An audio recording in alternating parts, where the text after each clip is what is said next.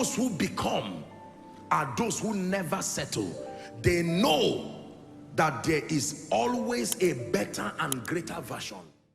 I want to teach you something about prayer to add to your spiritual arsenals that will command victory after victory in your life. The Bible says, "O thou that hearest prayer." This immediately tells you not everybody can hear prayer. "O thou that hearest prayer," it says, "unto thee shall all flesh come." This statement is both an acknowledgement and a recommendation.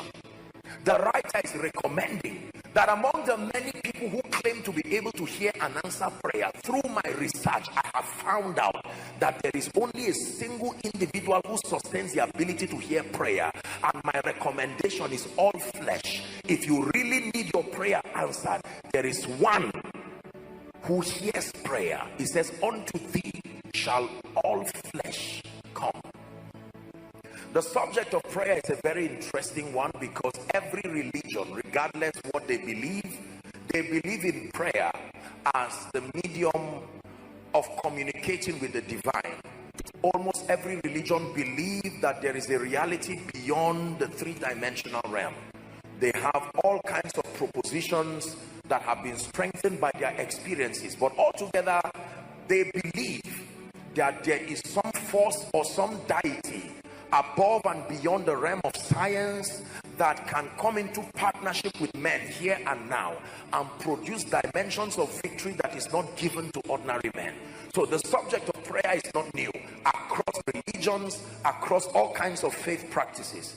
But then the challenge many times has been that believers become frustrated because after dissipating hours and energy in what we know and call to be prayer, it looks to me and to many of us in our experience that the amount of energy, even physical and emotional energy, that is being exerted into this activity we call prayer doesn't seem commensurate to the results that follow.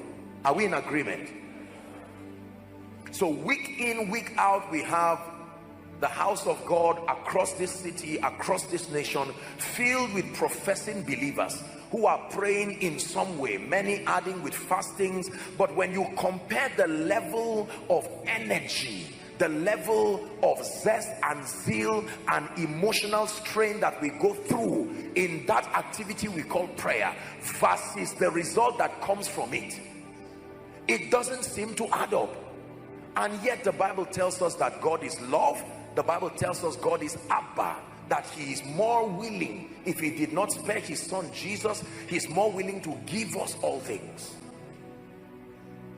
Are we together? Luke chapter 11. The disciples began to study the life and the ministry of Jesus. Now, until Jesus came, John the prophet, who we call the Baptist, had his disciples. Some of them later became the disciples of Jesus, theologically speaking, and they saw him pray, they saw him do a lot of things, and he worship sessions. And here's what he said. He said, when a spirit leaves a man, Jesus is teaching now, when a spirit leaves a man, that spirit goes through dry regions looking for a place of refuge. Why is that so? There's no time to explain it to you. You see, God, spirit beings have spirit bodies. There is something called the law of territory. You are only at ease in a territory when you are made up of the same material with that territory. Are we together now? That means if you are in heaven, you will never be at peace until you are made with the material of that atmosphere. Are we together now? These disembodied spirits you see, when they left their original estate, you know what that means? Because angels and these spirit beings can translate into different states, not just like men that were here always human.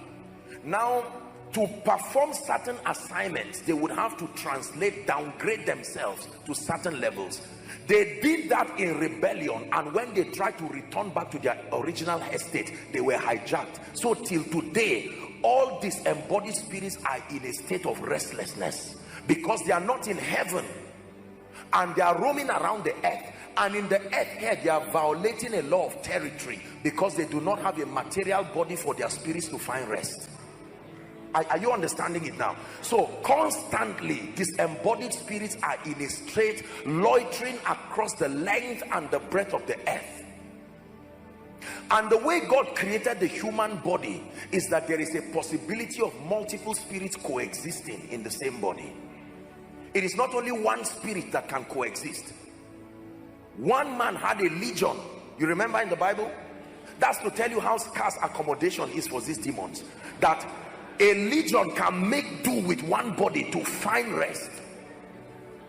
So don't play games with your body. That's to tell you, bodies are serious real estate issues in the realm of the spirit. Oh yes. When demons see bodies that are available, they don't play games with it. No. A body has now prepared for me. So when these spirits find expression in a body, they find some level of rest. They can occupy animals, like they entered the swine. Is that true? But the most comfortable body is the human body. Why? Because humans are the zenith of God's creation, and their level of complexity can allow the demons to find expression.